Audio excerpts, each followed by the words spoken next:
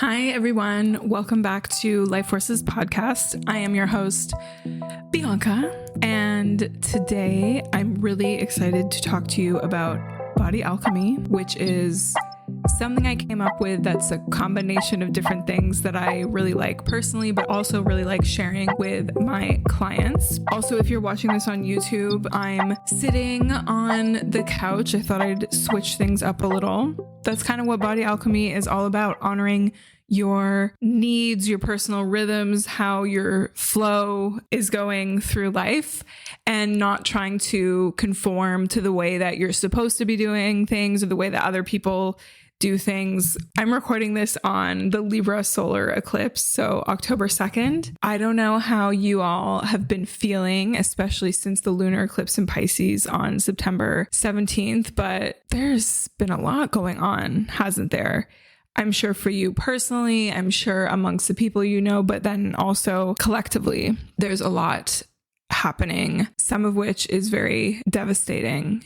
And I just want to encourage you to keep sticking to what feels right for you and to keep choosing love instead of hate and division. For me personally, I've definitely been shedding a lot. I've been going through a big period of change and transition. And I'm definitely going to be talking about that on the next episode of the podcast, which I'm super excited about. Not necessarily like exactly what I'm going through, but more so how to navigate periods of transition, because in a lot of ways, life is always changing, but there are those times where it feels like, wow, there's a lot of shifts happening and I need to stay grounded, right? So I've been shedding a lot. I really do feel, especially like around the lunar eclipse in Pisces, because it's hitting a different part of my chart and it's actually hitting my first house, which is very personal. I definitely feel myself stepping into this like new level. And when I reflect on this year, I've really grown so much. I don't have as much hangups about certain things that I used to, especially when it comes to things like money. And as a result, my financial situation has got a lot better now that it's not this thing that I'm so anxious about all the time, and more about this thing that I'm trusting a lot more. And it's very interesting because the eclipses on the Aries Libra axis are hitting my second and eighth houses. The second house is very much about like personal finances and values. And the eighth house is more about collective resources, inheritance, things that we share with other people. So the emphasis for me has been on the second house. That's where Aries is for me. So moving towards this independent way of creating wealth for myself and not being ashamed of it and being okay with doing it my own way. So that's a little side note. And I wrote about this eclipse in my newsletter. And if you haven't signed up already, I highly, highly recommend it. It's the best way to stay connected that's not dependent on the whims of the Instagram or whatever other algorithm. And I often have special offers for my subscribers. You'll hear about things before. I can go more into depth in terms of like how much I write or what I write about on my newsletter. So I'd love for you to join me there. And I'm also reminding you that October is your last chance to work with me one-on-one for a while, because I'm taking my extended break into the spring. We can explore your astrology, whether that's your natal chart, transits, or even your relationship with someone else. I love doing relationship readings. Fascinating. We can look at your human design. We can also look at your body alchemy together, which is the topic of today's episode. The links are in the show notes for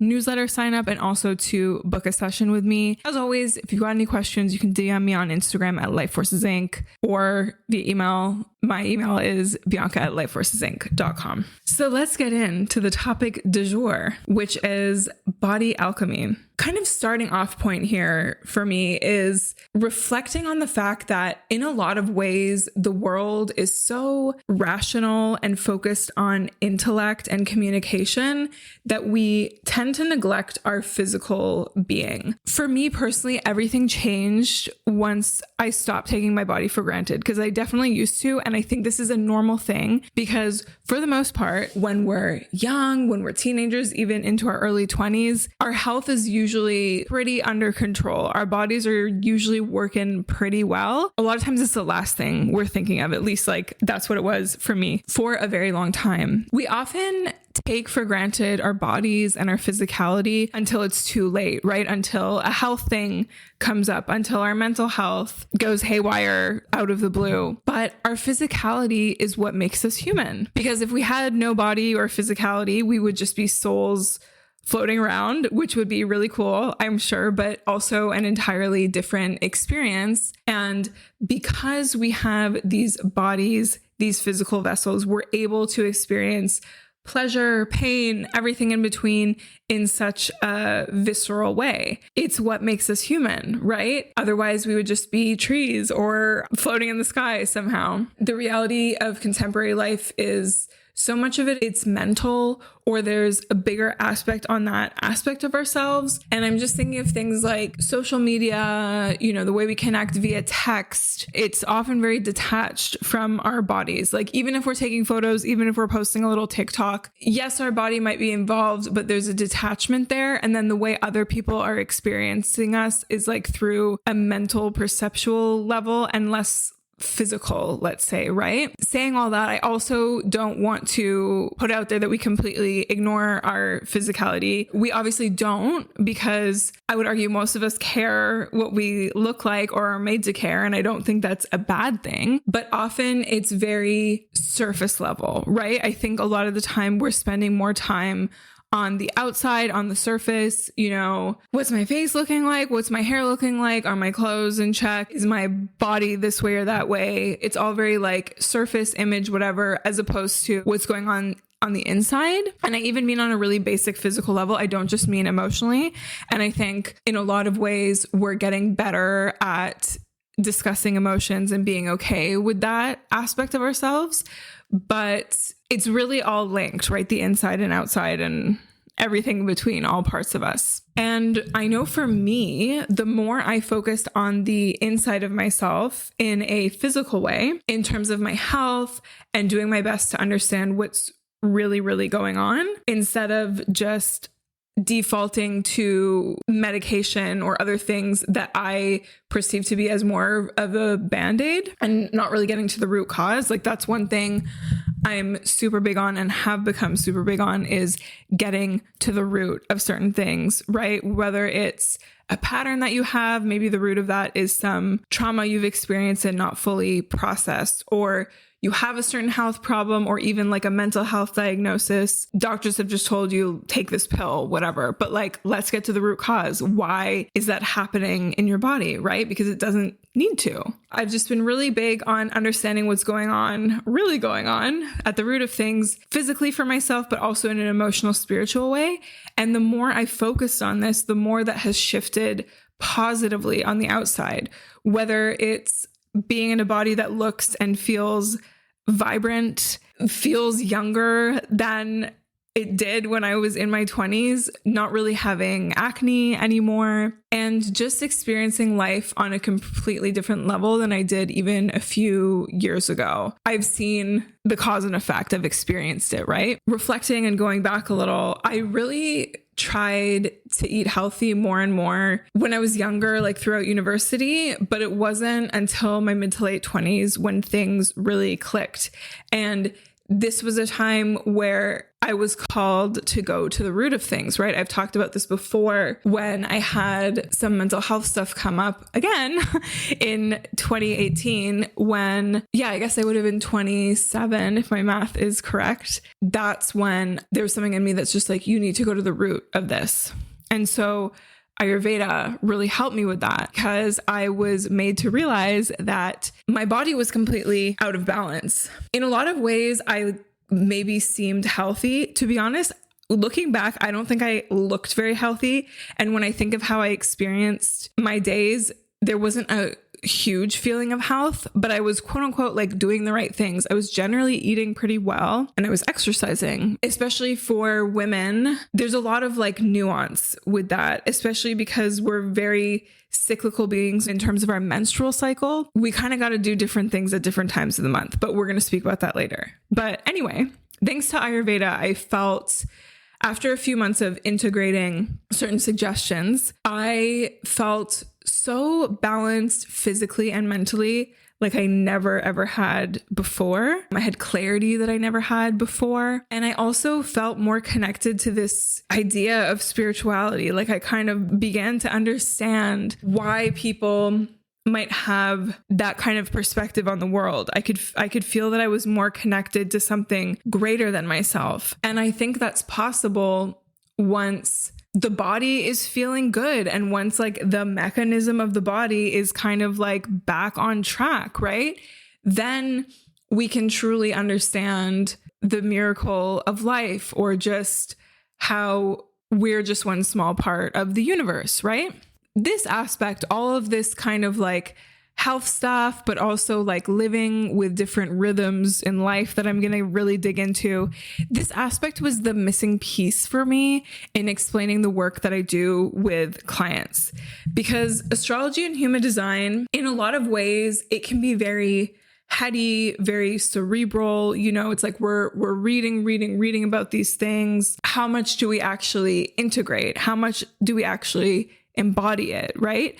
I think human design can be a little less so, because, you know, the chart itself is like a torso. We're talking about energy centers. It can feel more of a bodily kind of modality. I really want to speak to the part of my work that's more physical and embodied. So hence body alchemy, which is a term I didn't come up with. It's a term that Jocelyn Kelly Reed, who is a great coach and mentor, suggested to me when I couldn't think of a way to sum this all up, because I was kind of explaining to her like life rhythms and how your body is and stuff like that. How would I describe body alchemy? It's basically this idea of living and flowing with the rhythms of life. So on a more macro level, and also our own personal natural rhythms on a micro level, as opposed to going against them. Because unfortunately, with the way that we live our lives, with the structure of different institutions and of work, a lot of times we're kind of going against them, or we're not doing ourselves any favors with the way our schedules are, or the way like life is set up. Body alchemy is honestly a superpower. You'll hear a lot of people in the personal development space, particularly men, speaking about like biohacking and 5 a.m. alarms they're setting every morning, these like lengthy, crazy morning routines. Maybe there's like cold plunge and stuff involved. And there's nothing inherently wrong with any of those things. But body alchemy to me is a different perspective on all that, because I find a lot of what the Robin Sharma and the Tony Robbins of the world are preaching to be very rigid. Discipline is, of course, important. And that's something I've learned for sure. And that's like a lifetime learning for me as someone with the North Node in Capricorn and Saturn in the 12th house and all this stuff. Anyway, so discipline's important for sure. We're not going to deny that. But when there's no consideration for people's different rhythms, different ways of doing things, especially us women who are operating on a whole different cycle, you know, there's like the menstrual cycle, for example, the way these things are presented can feel suffocating. At least like it kind of did to me once I woke up, let's say, in some ways, because, you know, all these books are really good and interesting and have a lot of value in them. But a lot of these routines that are being advocated for, in my opinion, can negatively impact people on a physical, psychological, and spiritual level. It's all about finding what's right for you personally, because waking up at 5 a.m. might be the worst thing for you, or it might be the most amazing thing for you. We just don't know. But I think it's a little crazy to just say that like everyone should get up at 5 a.m. and that's how you're successful. That's a lot. I don't know about that. So the vast majority of my clients are women. And usually as women, we need to be less in this like masculine structured way of doing things. I'm not saying we completely throw that out the window, because those aspects of life and of flowing through it are very, very important. We do need structure. But the thing is, I would say most of us are like way more in our masculine, no matter what gender we are. A lot of us, women or not, need to embrace the spaciousness, flow, and creativity of femininity. We can have that in balance. And so that we can experience that part of life, because that part brings the creativity, the flow, the spontaneity, the juiciness, really. So I want to talk about different aspects of body alchemy as I see it. So the different kind of rhythms that we're working with here. And I encourage you to really think about, are these things you already implement into your life? Are they things that you kind of ignore? And if any of them pique your interest, note them down and see if there's something that you can follow more or go with that kind of flow of energy more. One kind of rhythm that the natural world has is seasons. For the most part, we're experiencing 4 seasons a year. And, in some places they might not be as distinct, but probably for most of us listening to this, we have fairly distinct seasons in the year. These are separated by solstices and equinoxes, right? They initiate different seasons, which have not only different weather, but also different qualities of time. Winter is usually colder than summer, but we also have longer or shorter daylight hours, right? And that also impacts how we experience time and therefore how we flow through life, right?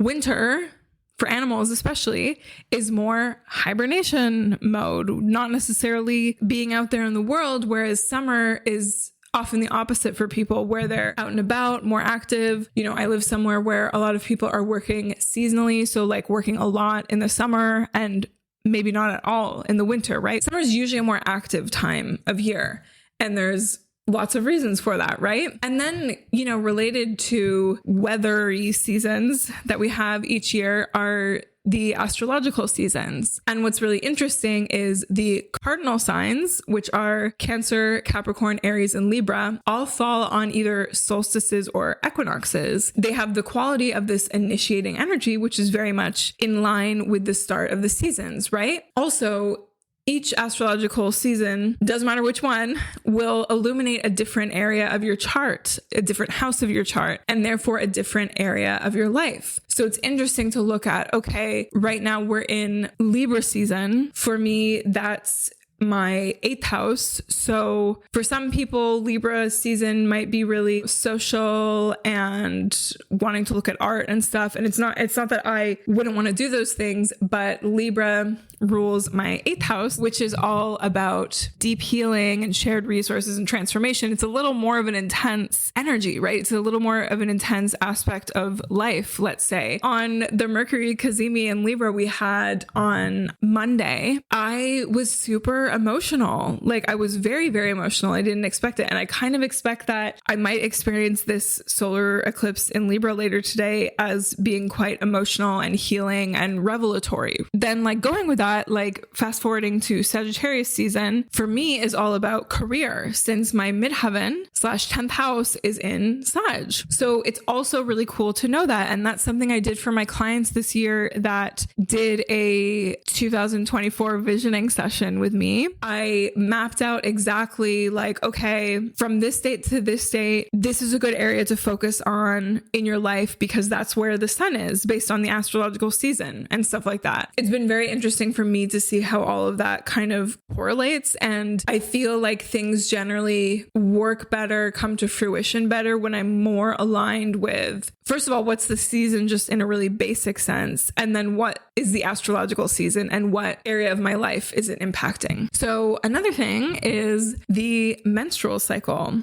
So for those ladies that menstruate, we have 4 different phases, right? 4 different stages that we're experiencing throughout a given month. That's a lot, right? Men don't have it the same way. If their hormones are, all good and there's nothing else going on, they can almost experience every day the same, but it's not like that for us. And I really wish I knew this earlier. I truly do. In terms of the menstrual cycle, we've got the menstruation phase, follicular phase, ovulatory, and luteal. We have different nutritional and movement needs during each of those phases. We also have a best kind of use of energy for each of those phases. And again, I don't know if you were taught this when you were younger or even early in your life. This is something I just learned in the past year or so. I used to always do high impact workouts, and there's a time and a place for them. And that time and the place is not your luteal or menstrual phase, for example. And especially like how you go through your luteal phase, which is the end of your cycle, will impact your following cycle, maybe even the ones after. Because if you're doing like crazy cardio or like HIIT workouts or whatever, your cycle will really suffer. It's a time where you're meant to slow down. It's actually referred to as like an inner autumn. After summer, we're slowing down a little bit. Maybe we're going back to school or going back to work, but we're preparing for winter, right? We're not like full on summer party craziness. It's also a time in your luteal phase where, you know, you've got to eat a little bit more. You've got to like prepare for your hibernation or semi-hibernation of your menstrual phase. If you really tune into it, you might not be as social, and that's okay, right? Honor that, like let that be okay, because come your ovulatory phase, you'll probably be ready to talk to anyone and really put yourself out there. It's interesting how we can map out like each part of the menstrual phase as like a mini season, you know, like the menstrual phase is the inner winter. Then we have inner spring, summer, fall, etc., based on all four of them. The lunar cycle is kind of similar to the menstrual cycle in a lot of ways. It also has 4 parts. We start with the new moon, which is kind of like menstruation time, or you can kind of map it that way. And then we have the first quarter moon,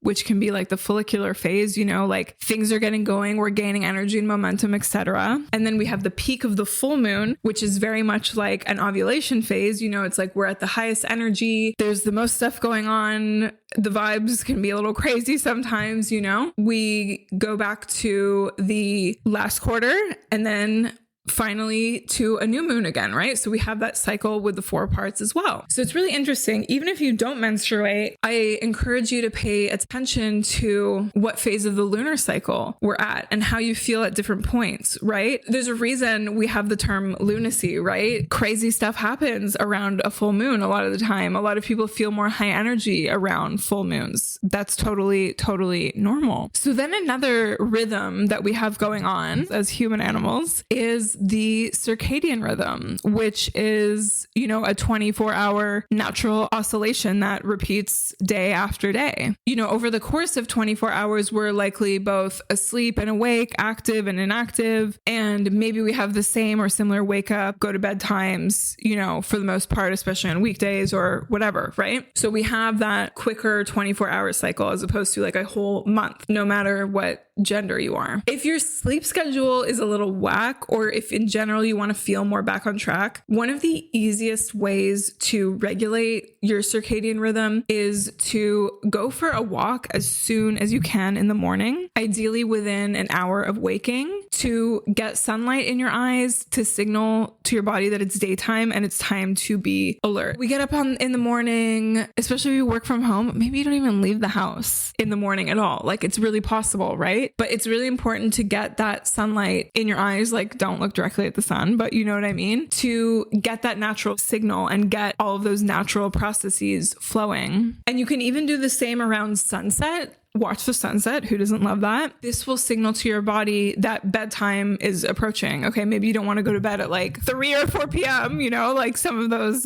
German sunset times. I remember German dusk, especially if you have a tough time falling asleep. Observe the sunset, observe it getting dark, and then also be really mindful of blue light after the sun sets. I have this program that's free to download called Flux or F-Flux that makes your laptop more like red lighty, less blue light. It can naturally do it based on like the time zone that you put your in. I also usually after it gets dark, just have like candles going. And I also have like a red light little clippy lamp that I use for kind of a bedside lamp. And then also like if I'm reading at night, that's what I use. Especially no overhead lighting after the sun sets, in my humble opinion, if you really want to optimize your circadian rhythm. In human design, there's 2 digestion types. They both have like very different ways of operating within this like circadian rhythm. So there's like indirect and direct light. So if you have indirect light as your digestion, you digest things, whether it's food or information, actually better like out of the sun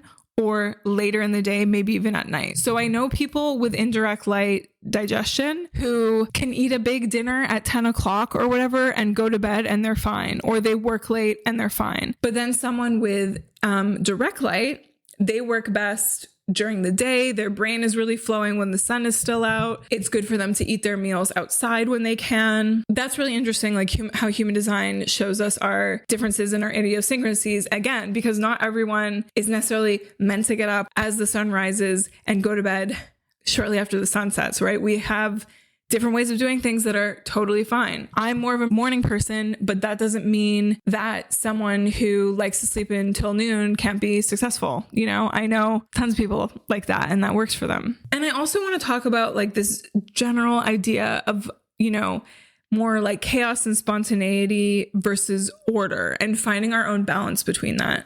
Because I feel like people can go from one extreme to the other, or they're just so used to one that they like can't integrate the other into themselves. So for me, for some reason, when I was a child, I was obsessed with being organized, with setting schedules for myself, doing things like minute by minute. Like it was crazy. Like I was 7, maybe even younger, and writing like, I get up at 7. I have breakfast from 7:03 to craziness, right? That didn't really leave much spontaneity for me as a child sometimes. We gotta find a balance between both, right? We can't just have spontaneity and flow with absolutely zero structure, because in my opinion, you know, creativity and divine inspiration and all that, it does need a container. Like we are the container, we are the vessel, but we need to be open and prepared for it. And so for some people, for example, if you're a writer, intending to write at the same time each day, showing up the same time each day, like that can really help that flow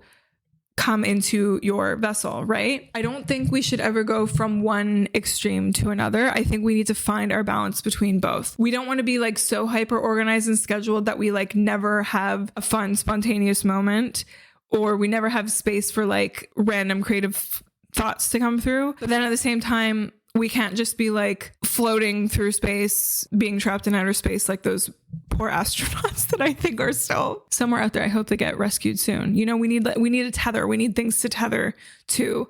That can be like little routines and rituals. That can be like, maybe I don't really plan my morning, but I always have lunch at 1 or whatever it is, right? Finding our own balance. Another thing that's interesting is, for example, in the profile in human design, which is kind of like your personality according to human design, you have 2 different numbers and those energies are different, right? There's 2 parts of you. You have a couple different needs, right? That can be very, very different. For me, I'm a 2-4, which is like contradiction central, because the 2 is the hermit, but the 4 is the opportunist that wants to be social, right? So I really need this mix of alone, hermit time, doing my own thing, don't bother me, and then also socializing, being with my people and finding my people. I can't just have one or the other. It's not going to work for me. I need to find my own balance, my own commingling, my own flow in that way. And so really, to me, what Body Alchemy is all about is finding your own flow. It's about getting to this idea of productivity or just like optimal functioning, but not in this like strict, oppressive, like biohackery, ultra scheduled way, but just figuring out what works best for you, figuring out what tools you like. Do you love writing things down on paper? Like, does Google Calendar or iCal work well for you? Do you like tools like Notion? Do you like something else? Whatever it is, whatever helps you remember your intentions or your goals and actually like move towards them, that doesn't feel like you're putting yourself in jail. You have to find that out for yourself. It's something I love helping people with. So it's really about trial and error. It's about figuring things out, you know, on the subject of like morning routines or whatever. In 2020 during lockdown, I had a crazy long morning routine at some point that was great for a while. And then I got totally sick of it. And that is normal. And then now I've gotten to the point where like, there's just a few things that I prioritize in the morning, and that's that. And that's what works for me. Sometimes I journal, sometimes I don't, for example, right? We've got to allow ourselves to evolve and allow ourselves to find what works, what makes us feel alive, what makes us feel really good, what can get us into that like really focused mode when we need to be. Body Alchemy to me is its separate thing, but I also incorporate astrology and human design. For example, when it comes to astrology, we can look at our moon sign. Our moon sign is what nurtures us and what our needs are. And knowing that is so important. Me with a moon in Virgo, I like things to be organized in my own way. I like to make sure that I eat really healthy and that I have like some kind of semblance of routine or like things that I like to do to stay grounded, right? And then we have our Mars sign, which is how we naturally take action or what can help us take action. Super important as well. And then with human design, I mean, there's so much in human design that can help us in Body Alchemy, but you know, the basics are what's your energy type, what's your strategy, which is how you're meant to respond to life, and then what's your authority, what's the thing that you consult to make decisions. For example, if you're a reflector, you need time to come to conclusions about things. You're quite a shapeshifter. So having a strict routine is likely not going to work for you as a reflector. One day you do want the routine, one day you don't, and that's completely fine. So my loves, I encourage you to take whatever served you from this episode and maybe implement one idea, one thought, one little tip, whatever sparked an interest in you. Don't overwhelm yourself. This is not about doing everything at once, taking every single tip and trying to squish it inside of yourself, right? We are all about steady growth and change, and growth and change that feels good. I mean, sometimes it's a little hard to form new habits and stuff like that, but it doesn't have to feel bad. It doesn't have to feel restrictive. You know, we want to feel like we're flowing in a nice way with life. Less can really be more. As I said, I don't have a complicated morning routine. I don't think you have to have one either to be a successful person. I don't think you have to have the most updated, color-coded, whatever, precise Google calendar in order to be successful. It's so easy to overwhelm yourself and your brain and your everything with all the information that's out there. So really, I encourage you to just take what feels good and resonates and just leave the rest and see what that does for you. Thank you everyone so much for listening. Thank you. Thank you. If you love this episode, please write a review. Please share it on your Instagram stories. You can tag me at Life Forces Inc. Share it with someone who you think would love the episode, and I just really appreciate all of you so much, and I encourage you to find your flow in your own way. If you're especially interested in Body Alchemy and figuring this out for yourself and me helping you figure that out for yourself, you can book a session with me, a Body Alchemy session specifically. More info, link, etc. in the show notes. Love you guys. Thank you.